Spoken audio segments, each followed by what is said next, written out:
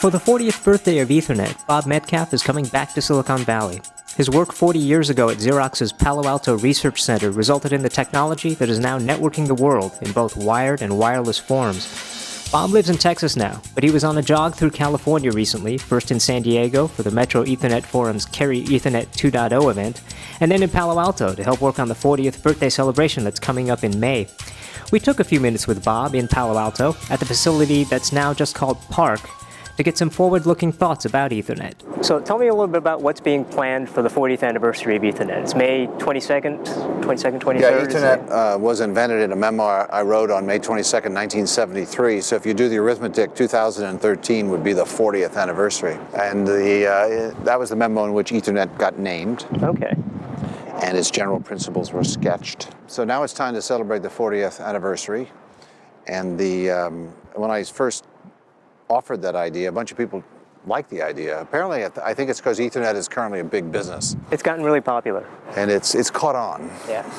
Although I will tell you right now, the thing I invented and what they call Ethernet today bear very little resemblance to each other.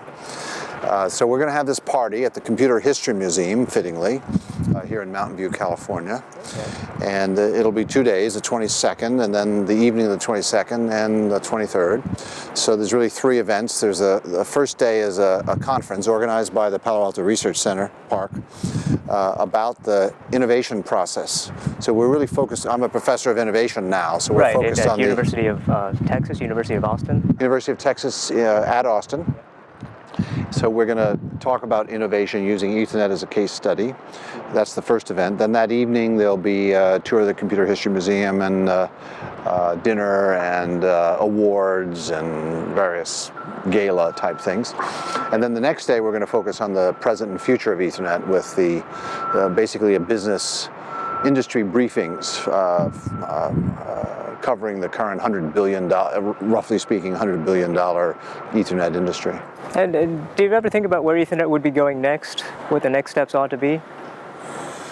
Well, first you have to grapple with the question of what Ethernet is, and then you can begin to talk about where it's going. Maybe I should ask what should get invented next that can be called Ethernet later on. Well, that's kind of one of the neat tricks, is when someone comes up with something new and cool, they call it Ethernet, and that's...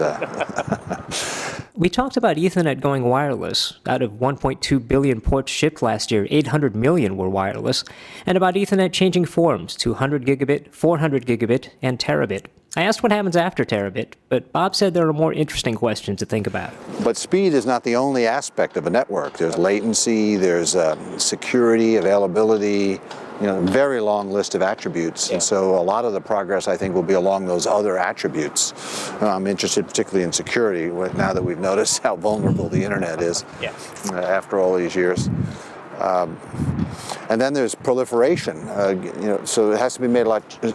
Expense is another attribute, so we have to make it cheaper so we can get all 7 billion people connected. It'll probably be 9 billion by the time we're done. Right. All right, well, Bob, thanks very much, and congratulations on 40 years of Ethernet. Thank you.